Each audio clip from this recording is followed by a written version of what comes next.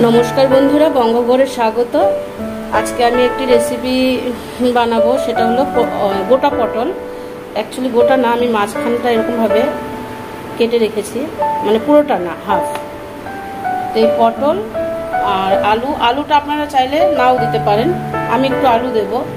और एखाने चिंगड़ी माछ आछे, और एखाने आछे चालमगज और पोस्त और आछे नारकेल। এই দিয়েই আমি রেসিপিটা আজকে বানাবো। তো চলুন আপনাদেরকে আমি দেখাচ্ছি। দেখুন নারকেলটা আমি এভাবে কুড়িয়ে নিয়েছি, এই যে মিক্সার জারে চালমগজটা আর পোস্তটা দিয়ে দিয়েছি। এবার নারকেলটাও দিয়ে দেবো, নারকেলটা দেবো আর 4-5টা কাঁচা লঙ্কা দিয়ে এটাকে একটুখানি পিষে নেব। এই যে পেস্টটা রেডি হয়ে গেছে, দেখুন মিশ্রণটা নারকেল, পোস্ত আর চালমগজ। আর এখানে কড়া বসে গেছে, এবার সর্ষের তেল দেবো। গরম হয়ে গিয়েছে, এবার পটলটা দিয়ে দেবো ভাজা দিয়ে।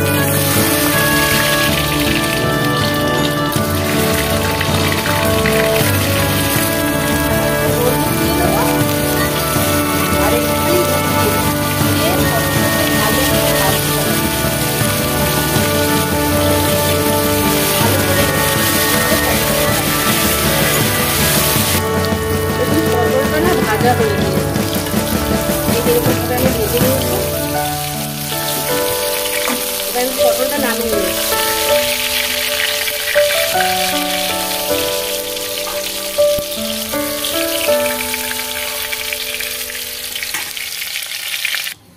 এবার আমি আলুগুলো ভেজে নেব।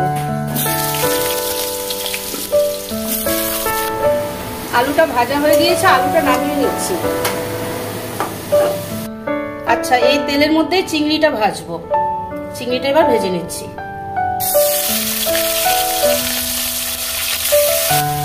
একটু হলুদ দিয়ে দিচ্ছি আর একটু নুন অল্প করে। এবার আলু ভালো করে, মানে ভালো করে না, ভালো করে ভাজলে চিংড়িটা ভাজা হয়ে গিয়েছে, কড়া ভাজা হয়নি, এবার নামিয়ে ফেলবো। আচ্ছা, তেল আমি আর দেবো না, কারণ পটলে অনেক তেল টানে, আপনারা জানেন। তেলটা একটু কম খাওয়াই ভালো। এর মধ্যে আমি দিয়ে দিচ্ছি শুকনো লঙ্কা দুটো ফোড়ন দিয়ে দিচ্ছি আর কালো জিরে। হ্যাঁ, একটু কালো জিরে দিয়ে ফোড়নে। আচ্ছা, এবার আমি নারকেল, পোস্ত আর চালমগজ বাটাটা দিয়ে দিচ্ছি।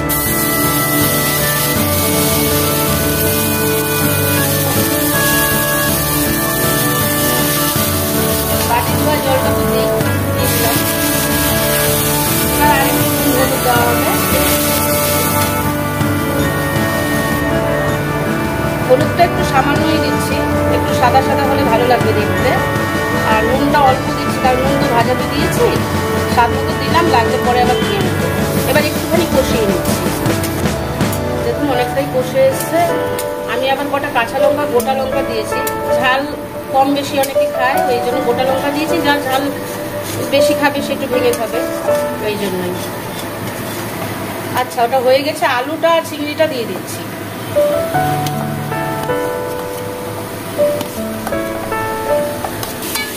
দেখুন আলুটা চিংড়িটা দিয়ে একটু রান্না করে নিতে হবে। পটলটা এখনই দিচ্ছি না, পটলটা ভেঙে যাবে। পটলটা তো খুব ভালো ভাজা হয়েছে, আর আলু তো জানি সেদ্ধ হতে চায় না। একটু আলুটা রান্না করে নিই। আচ্ছা, কষানো হয়ে গিয়েছে, দেখুন একদম শুকনো শুকনো হয়ে গিয়েছে। এবার জল অ্যাড করে দিচ্ছি। আচ্ছা, ঢাকনাটা নামিয়ে একটু দেখে নিচ্ছি কতটা ফুটেছে। অনেকটাই ফুটে গেছে। এবার পটলগুলো দিয়ে দেওয়া হবে।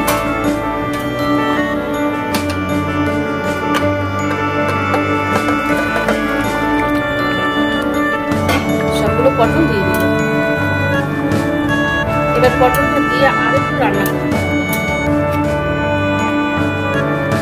তারপরে একটুখানি চিনি দিয়ে, চিনিটা অপশনাল, আপনারা না চাইলে দেবেন না, কিন্তু মিষ্টি মিষ্টি হলে একটু নাড়তে তো ভালো লাগে খেতে। আচ্ছা, এটা একটু আরেকটু 2-3 মিনিটের মধ্যে রান্না হবে, তারপর আমি নামিয়ে ফেলবো। দেখুন মোটামুটি হয়ে এসছে। পটল, নারকেল আর পোস্ত, চিংড়ি মাছ দিয়ে। তো একটু চিনি দেবো এখন। চিনিটা দিয়ে বেশিক্ষণ রান্না করবো না, কারণ ভাতটা তো একটু মেখে খেতে হবে, একেবারে শুকিয়ে গেলে আবার একটু মাখো মাখো একটু থাকবে। দেখুন পটল, চিংড়ি আর পোস্ত, নারকেল রেডি। আপনারা কিন্তু এইভাবে একদিন বাড়িতে অবশ্যই ট্রাই করবেন, খুব সুন্দর একটা রেসিপি। হ্যাঁ, আজকের মতো এই অবধি। নমস্কার, ভালো থাকবেন, সুস্থ থাকবেন।